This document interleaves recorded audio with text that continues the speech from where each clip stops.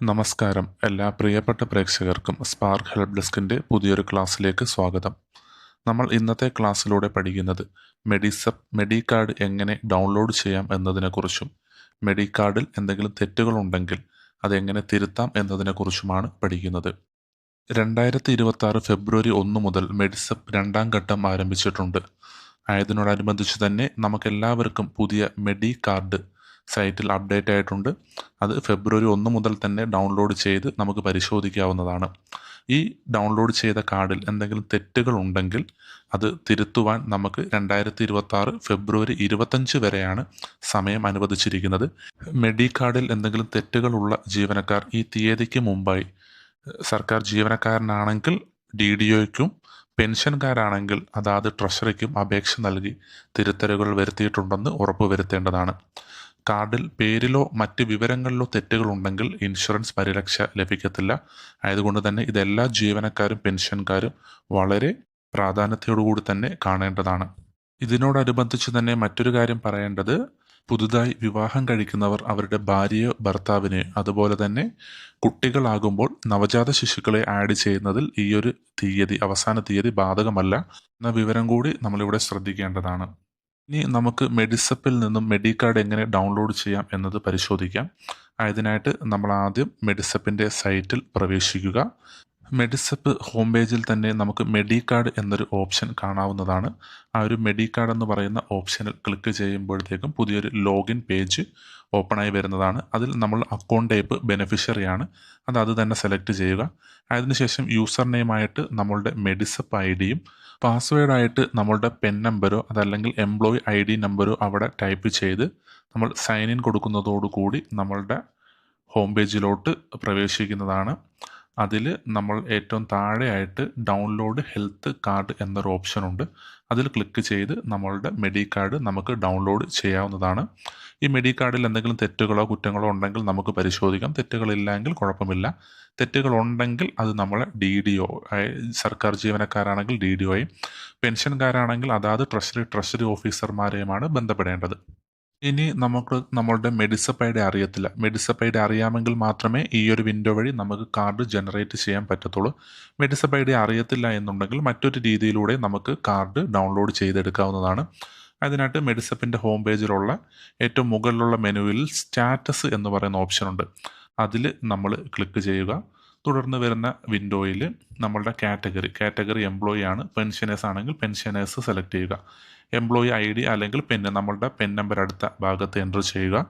അതിൻ്റെ അടുത്ത ഭാഗത്ത് നമ്മളുടെ ഡേറ്റ് ഓഫ് ബർത്ത്, തുടർന്ന് തൊട്ട് താഴെ നമ്മളുടെ വകുപ്പ് കൂടി സെലക്ട് ചെയ്ത് അവിടെ ഒരു ക്യാപ്ച വന്നു. ആ ഒരു ക്യാപ്ച നമ്മളവിടെ എൻ്റർ ചെയ്ത് ജനറേറ്റ് OTP കൊടുക്കുക. ജനറേറ്റ് OTP കൊടുക്കുമ്പോഴത്തേക്കും നമ്മളുടെ മെഡിസപ്പിൽ ഉൾക്കൊള്ളിച്ചിരിക്കുന്ന മൊബൈൽ നമ്പറിലോട്ട് ഒരു OTP വരുന്നതാണ്. അത് നമ്മൾ ആ ഒരു OTP എന്ന ഭാഗത്ത് എൻ്റർ ചെയ്ത് നമുക്കൊന്നിൽ സെർച്ച് കൊടുക്കാം, പ്രിൻ്റ് കൊടുക്കാം. പ്രിൻ്റ് കൊടുത്തു കഴിഞ്ഞാൽ അതൊരു PDF ആയിട്ട് ജനറേറ്റ് ആയി വരും. സെർച്ച് കൊടുത്തു കഴിഞ്ഞാൽ ഇതിന് തൊട്ട് താഴെ തന്നെ ആ വിവരങ്ങളൊക്കെ ലിസ്റ്റ് ചെയ്യുന്നത് നമുക്ക് കാണാവുന്നതാണ്. അതിൽ ഏറ്റവും മുകളിലായിട്ട് മെഡികാർഡ് എന്ന് പറയുന്നൊരു ഓപ്ഷനുണ്ട്. ആ ഓപ്ഷനിൽ ക്ലിക്ക് ചെയ്ത് നമുക്ക് അവിടുന്ന് മെഡികാർഡ് ഡൗൺലോഡ് ചെയ്ത് എടുക്കാവുന്നതാണ്. അതിനുശേഷം തൊട്ട് താഴെയുള്ള എല്ലാ വിവരങ്ങളും നമ്മൾ കറക്റ്റാണോ എന്ന് വ്യക്തമായി പരിശോധിച്ച് ഉറപ്പുവരുത്തുക. ഇനി നമുക്ക് ഏതെങ്കിലും ഒരു ജീവനക്കാരൻ്റെ മെഡികാർഡിലോ പ്രൊഫൈലിലോ എന്തെങ്കിലും തെറ്റുകളുണ്ടെങ്കിൽ അതെങ്ങനെ തിരുത്താം എന്നതിനെക്കുറിച്ച് നമുക്ക് നോക്കാം. അതിനായിട്ട് നമ്മൾ മെഡിസപ്പിൻ്റെ ഹോം പേജിൽ വരിക. അതിൽ ഏറ്റവും മുകളിലായിട്ട് ലോഗിൻ എന്ന് പറയുന്ന ഒരു ഓപ്ഷനുണ്ട്. അതിൽ നമ്മൾ ഏത് വിഭാഗത്തിലാണോ നമ്മളുടെ ലോഗിൻ വരുന്നത് അതിനനുസരിച്ച് ലോഗിൻ ചെയ്യുക. University, treasury, municipality, panchayat, corporation, department, പല ഓപ്ഷനും ഉണ്ട്. എൻ്റെ ഇതിൽ ഡിപ്പാർട്ട്മെൻറ്റ് ആയതുകൊണ്ട് ഞാനിവിടെ ഡിപ്പാർട്ട്മെൻറ്റാണ് സെലക്ട് ചെയ്യുന്നത്. ആയതിനു ശേഷം നമ്മുടെ ഓഫീസ് ലോഗിൻ ID, പാസ്വേഡ്, അതിനോടൊപ്പം തന്നെ തൊട്ട് താഴെയുള്ള ക്യാപ്ച എൻ്റർ ചെയ്ത് നമുക്ക് ലോഗിൻ ചെയ്യാവുന്നതാണ്. ലോഗിൻ ചെയ്തു. അങ്ങനെ നമ്മളുടെ ലോഗിൻ പേജിൻ്റെ ഹോം പേജിൽ എത്തിയിട്ടുണ്ട്. അതിൽ നമ്മൾ ചെയ്യേണ്ടത് ലെഫ്റ്റ് സൈഡിലുള്ള വ്യൂ എംപ്ലോയി എന്ന ഒരു ഓപ്ഷനുണ്ട്. നമ്മൾ ക്ലിക്ക് ചെയ്ത് നമ്മളുടെ ഓഫീസ് സെലക്ട് ചെയ്യണം. ഇപ്പം നമ്മളുടെ ഈ ലിസ്റ്റിൽ നമ്മളെ വകുപ്പിൽ ഒരുപാട് ഓഫീസ് ഉണ്ടെങ്കിൽ അതിൽ നിന്നും കണ്ടുപിടിക്കുന്നത് ഭയങ്കര ബുദ്ധിമുട്ടായിരിക്കും. അതുകൊണ്ട് തൊട്ട് താഴെയുള്ള സെർച്ച് ഓഫീസിൽ നമ്മളുടെ ഓഫീസിൻ്റെ ആദ്യത്തെ 2-3 അക്ഷരങ്ങൾ അടിക്കുമ്പോൾ തന്നെ മുകളിലെ ഓഫീസ് എന്ന് പറയുന്ന ലിസ്റ്റിൽ ആ ഒരു പേരുമായിട്ട് ബന്ധപ്പെട്ട ഓഫീസുകൾ ലിസ്റ്റ് ചെയ്യും. അതിൽ നിന്നും നമുക്ക് ഏറ്റവും എളുപ്പം തന്നെ നമ്മളുടെ ഓഫീസ് ലിസ്റ്റ് ചെയ്യാവുന്നതാണ്. ആയതിനു ശേഷം ആരുടെയാണോ നമ്മൾ പ്രൊഫൈൽ തിരുത്തുവാൻ ഉദ്ദേശിക്കുന്നത് ആ ഒരു ജീവനക്കാരൻ്റെ അവിടെ എൻ്റർ ചെയ്ത് സെർച്ച് കൊടുക്കുക. സെർച്ച് കൊടുക്കുമ്പോൾ തന്നെ തൊട്ട് താഴെ ഈ ഒരു ജീവനക്കാരൻ്റെ വിവരങ്ങളൊക്കെ ലിസ്റ്റ് ചെയ്യും. അവിടെ അത് ലിസ്റ്റ് ചെയ്തില്ല എങ്കിൽ നമ്മൾ ടു ബി വെരിഫൈഡിലോ വെരിഫൈഡ് ആൻഡ് റിജക്റ്റിലോ ഒന്നും കൂടെ സെർച്ച് കൊടുക്കുക. അപ്പോൾ ഏതെങ്കിലും ഒരു ഓപ്ഷനിൽ ആ ഒരു ജീവനക്കാരൻ്റെ പേര് ഇവിടെ ലിസ്റ്റ് ചെയ്യുന്നതാണ്. ഇനി നമ്മൾ ഏറ്റവും വലതുവശത്തുള്ള ആ ഒരു വ്യൂ അപ്ഡേറ്റ് എന്ന ആ ഒരു ഓപ്ഷനിൽ ക്ലിക്ക് ചെയ്യുക. അപ്പോഴത്തേക്കും ഈ ജീവനക്കാരൻ്റെ എല്ലാ വിവരങ്ങളും പുതിയൊരു വിൻഡോയിൽ നമുക്ക് തെളിഞ്ഞു വരുന്നത് കാണാം. അതിലും നമുക്ക് മെഡി കാർഡ് എന്ന് പറയുന്ന ഒരു ഓപ്ഷൻ ഉണ്ട്. ഇവിടെ ക്ലിക്ക് ചെയ്ത് നമുക്ക് മെഡി കാർഡ് ഡൗൺലോഡ് ചെയ്ത് എടുക്കാവുന്നതാണ്. ആ ഒരു വിവരം കൂടി നിങ്ങൾ ശ്രദ്ധിക്കുക. ഇനി ഈ ജീവനക്കാരൻ്റെ വിവരങ്ങളെല്ലാം നമ്മൾ പരിശോധിക്കുക. ഇപ്പോൾ ഇതൊരു എഡിറ്റബിൾ വിൻഡോ അല്ല. ഇനി നമ്മൾ സ്ക്രോൾ ചെയ്ത് ഏറ്റവും താഴെ വരുമ്പോഴത്തേക്കും അവിടെ എഡിറ്റ് എന്ന് പറയുന്നൊരു ഓപ്ഷൻ ഉണ്ട്. അതിൽ ക്ലിക്ക് ചെയ്യുമ്പോഴത്തേക്കും ഈ ഒരു വിൻഡോ ഒരു എഡിറ്റബിൾ ഫോർമാറ്റിലോട്ട് മാറുന്നതാണ്. ഈ ഒരു എഡിറ്റബിൾ ഫോർമാറ്റിലോട്ട് മാറുമ്പോഴും ജീവനക്കാരൻ്റെ പേര്, ഡേറ്റ് ഓഫ് ബർത്ത് ഈ 3 കാര്യങ്ങളും നമുക്ക് തിരുത്താൻ പറ്റത്തില്ല. മറ്റെല്ലാ കാര്യങ്ങളും നമുക്ക് ഇവിടെ തിരുത്താൻ പറ്റുന്നതാണ്. ഒരു കാര്യം ശ്രദ്ധിക്കുക, പേര്, ഡേറ്റ് ഓഫ് ബർത്ത് ഈ 3 കാര്യങ്ങളും തിരുത്താൻ നമുക്ക് കഴിയത്തില്ല. ഓക്കെ, അങ്ങനെ നമ്മൾ ഓരോ കാര്യങ്ങളും ഏത് ഭാഗത്താണോ ഈ ജീവനക്കാരൻ്റെ അപ്ഡേഷൻ വരുത്തേണ്ടത്, ഈ ജീവനക്കാരൻ്റെ ഓരോ കാര്യങ്ങളും അഡ്രസ്സിൽ വേറെ എന്തെങ്കിലും കാര്യങ്ങളിൽ നമ്മൾ എല്ലാ കാര്യങ്ങളും കൃത്യമായിട്ട് ഇവിടെ പരിശോധിക്കുക. ഏത് ഭാഗത്തൊക്കെയാണ് തിരുത്തൽ വരുത്തേണ്ടത് എന്ന് നോക്കി ആ ഒരു ഭാഗത്ത് തിരുത്തൽ വരുത്തി ഇനി നമ്മൾ ഏറ്റവും താഴ്ഭാഗത്തോട്ട് വന്ന് സേവ് എന്ന് പറയുന്ന ഒരു ഓപ്ഷൻ ഉണ്ട്. ആ ഒരു സേവിൽ ക്ലിക്ക് ചെയ്യുമ്പോഴത്തേക്കും ഇത് സേവ് ആയതായി നമുക്ക് കാണാവുന്നതാണ്.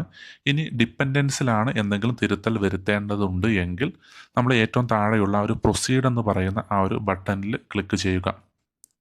ആ ഒരു പ്രൊസീഡ് എന്ന് പറയുന്ന ഭാഗത്ത് ക്ലിക്ക് ചെയ്യുമ്പോഴത്തേക്കും ഡിപ്പെൻഡൻറ്റിൻ്റെ പേജിലോട്ട് പോകുന്നതാണ്. അതിൽ എത്ര ഡിപ്പെൻഡൻ്റ് ഉണ്ട് അതിൻ്റെ വിവരങ്ങളൊക്കെ നമുക്കിവിടെ കാണാൻ കഴിയുന്നതാണ്. ഇനി ഏതെങ്കിലും ഒരു ഡിപ്പെൻഡൻറ്റിൻ്റെ ഡീറ്റെയിൽസ് ആണ് തിരുത്തേണ്ടതെങ്കിൽ ആ ഡിപ്പെൻഡൻറ്റിൻ്റെ വലതുവശത്തുള്ള എഡിറ്റ് എന്ന് പറയുന്ന ഒരു ഓപ്ഷനുണ്ട്. ആ ഒരു ഓപ്ഷനിൽ നമ്മൾ ക്ലിക്ക് ചെയ്യുമ്പോഴത്തേക്കും ഡിപ്പെൻഡൻറ്റിൻ്റെ ഡേറ്റ എഡിറ്റ് ചെയ്യാനുള്ളൊരു വിൻഡോ വരുന്നതാണ്. അതിൽ ഏത് ഭാഗത്താണോ നമുക്ക് തിരുത്തൽ വരുത്തേണ്ടത് ആ ഒരു ഭാഗത്ത് തിരുത്തൽ വരുത്തി നമുക്കവിടെ സേവ് ബട്ടൺ ക്ലിക്ക് ചെയ്ത് സേവ് ചെയ്യാവുന്നതാണ്. ഇവിടെ എനിക്കൊന്നും തിരുത്താനില്ലാത്തത് കൊണ്ടാണ് ഞാനത് ബാക്ക് അടിച്ചത്.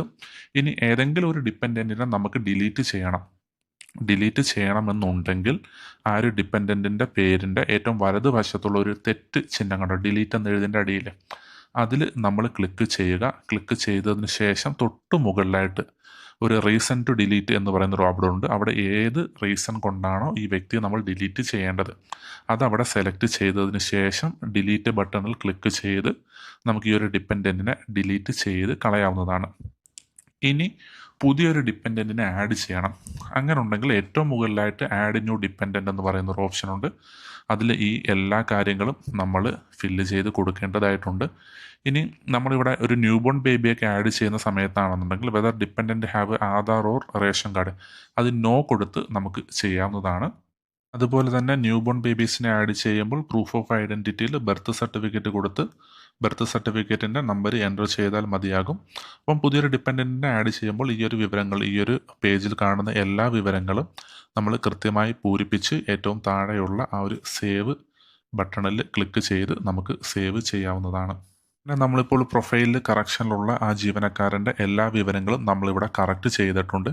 ഇനി ആ ഒരു പേജിൻ്റെ ഏറ്റവും മുകളിലായിട്ടൊരു വെരിഫൈ എന്ന് പറയുന്ന ഒരു ഓപ്ഷൻ ഉണ്ട്. ഇത് നമ്മൾ നിർബന്ധമായിട്ടും ചെയ്യേണ്ട ഒരു കാര്യമാണ്. പ്രൊഫൈൽ നമ്മൾ തിരുത്തിയിട്ടുണ്ടെങ്കിൽ ഉറപ്പായിട്ടും ആ ഒരു പ്രൊഫൈൽ നമ്മൾ പരിശോധിച്ച് വെരിഫൈ ചെയ്യേണ്ടതായിട്ടുണ്ട്.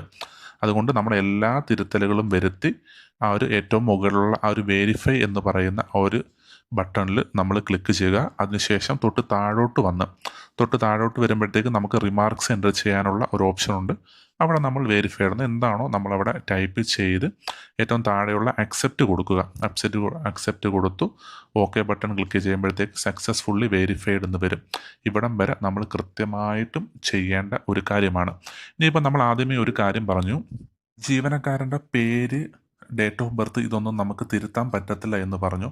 ഇപ്പോൾ നമ്മുടെ സ്പാർക്കിൽ എല്ലാ വിവരങ്ങളും കൃത്യമായിട്ടുണ്ട്. മെഡിസപ്പിൽ എൻട്രി ചെയ്തപ്പം എന്തെങ്കിലും തെറ്റ് പറ്റിയതാണ്.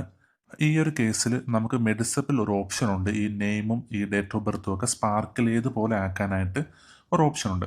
അതിനായിട്ട് നമ്മളുടെ മെഡിസപ്പിൻ്റെ ഓഫീസ് ലോഗിനിൽ തന്നെ നമ്മൾ ലെഫ്റ്റ് സൈഡിൽ നോക്കുമ്പോൾ ഒരു അപ്ഡേഷൻ എന്ന് പറയുന്ന ഒരു മെനു കാണാം. ആ ഒരു അപ്ഡേഷൻ എന്ന് പറയുന്ന ഒരു മെനുവിൽ ക്ലിക്ക് ചെയ്ത് നമ്മൾ ഏറ്റവും താഴത്തെ ഓപ്ഷൻ അപ്ഡേഷൻ ഫ്രം സ്പാർക്ക് എന്ന് പറയുന്ന ആ ഒരു സബ് മെനുവിൽ നമ്മൾ ക്ലിക്ക് ചെയ്യുക.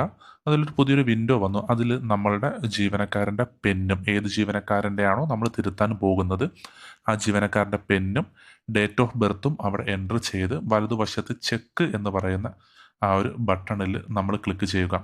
അപ്പോഴത്തേക്കും തൊട്ട് താഴെ ഈ ജീവനക്കാരൻ്റെ മെഡിസപ്പിലുള്ള വിവരങ്ങളും സ്പാർക്കിലുള്ള വിവരങ്ങളും കാണാൻ പറ്റും. ഈ മെഡിസപ്പിലുള്ള വിവരങ്ങളും സ്പാർക്കിലുള്ള വിവരങ്ങളും തമ്മിൽ എന്തെങ്കിലും തെറ്റുകളുണ്ടെങ്കിൽ അത് ചുവപ്പ് അക്ഷരത്തിൽ സ്പാർക്കിൽ നിന്നും വിഭിന്നമായിട്ടാണ് മെഡിസപ്പിലുള്ളതെങ്കിൽ ആ മെഡിസപ്പ് എന്ന ഭാഗത്ത് അത് ചുവപ്പ് നിറത്തിലായിരിക്കും കാണുന്നത്.